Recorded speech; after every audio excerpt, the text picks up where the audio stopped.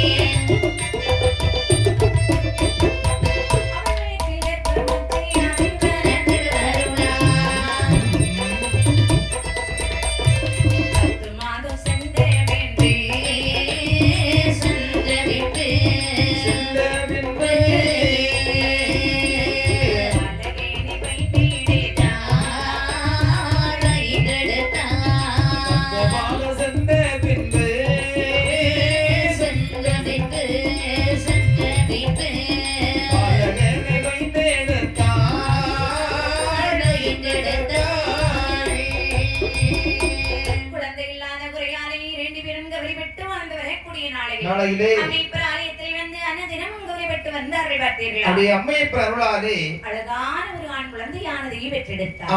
பெற்றெடுத்த ஆண் குழந்தைக்கு வேறு சூட்ட வேணுமே என்று சொல்லி வேதியர் குலத்தில் பிறந்த காரணத்தினால் வேலவன் என்று பெயர் நாமத்தை கொடுத்தார். வேலவன் என்று வேதியர் வேலவன் என்று பெயரை சுட்டி குழந்தையானதை நாளில் மீனையும் பொழுது வெண்ணமாக வளர்த்து வரக்கூடிய நாளை மீண்டு அதே அம்மை பிராலயத்திலே யார் வாழ்ந்து வருகிறார் என்று பார்த்தால் செப்பமொண்டனி சிவகாமி தானே அவளோ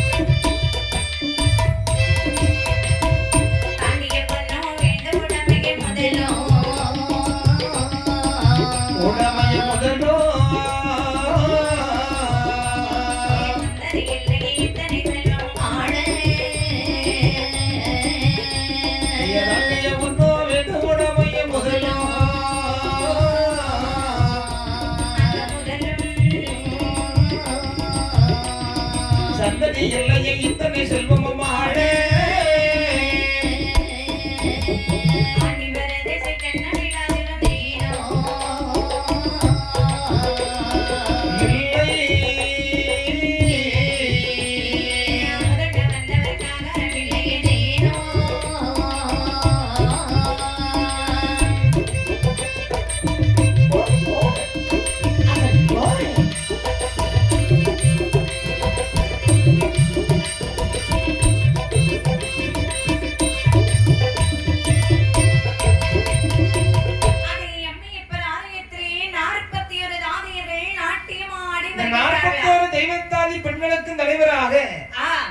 சிவகாமின்னு சொல்லி பேர் கொண்டு அழைக்கப்படக்கூடிய ஒரு பொண்ணு அவங்களும் நாட்டியமாடி வருகிறார்கள்.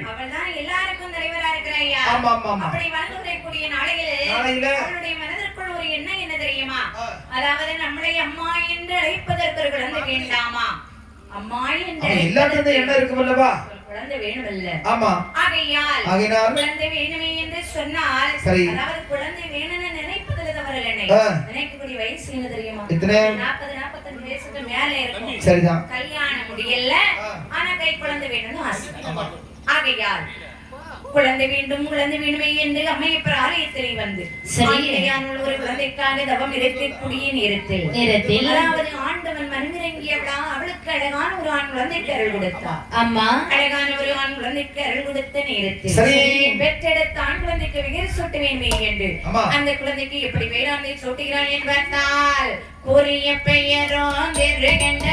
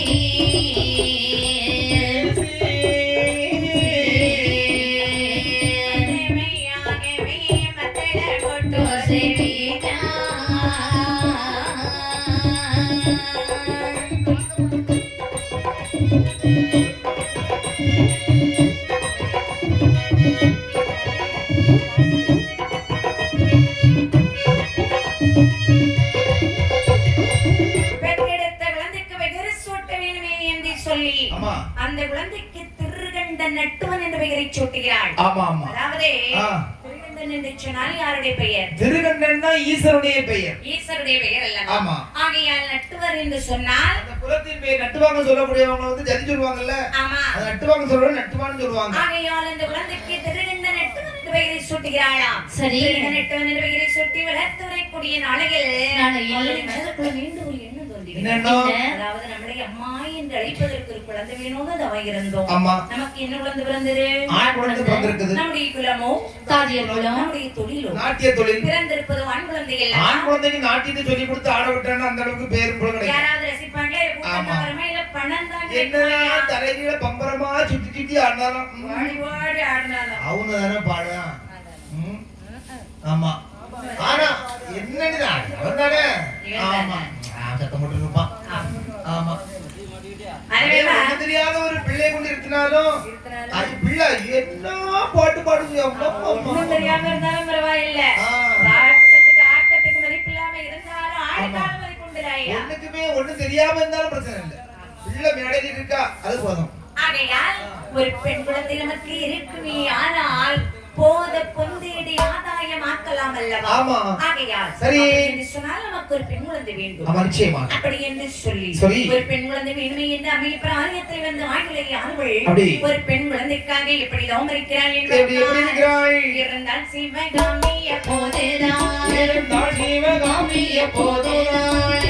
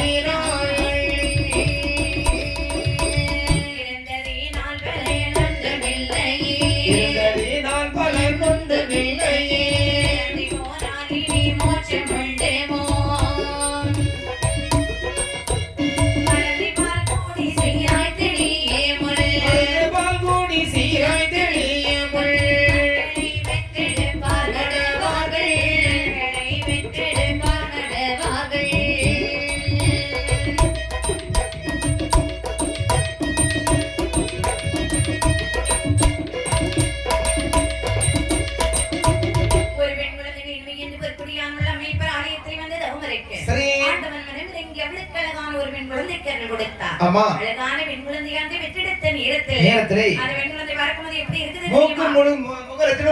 ரொம்ப அழகு போல இருக்கு. அதாவது லட்சுமியடா சின்னவரதை காரணத்தினால் அந்த குழந்தைக்கு லட்சுமின்னு பேர் வைக்கிறாங்க. பெயரை சுட்டி நாளர்மையும் முழுது வண்ணமாக விளத்துரைக்கூடிய நாளையில் சரி 5 வயதான போது குருகுலத்திற்கு அனுப்பி வைத்தார்கள்.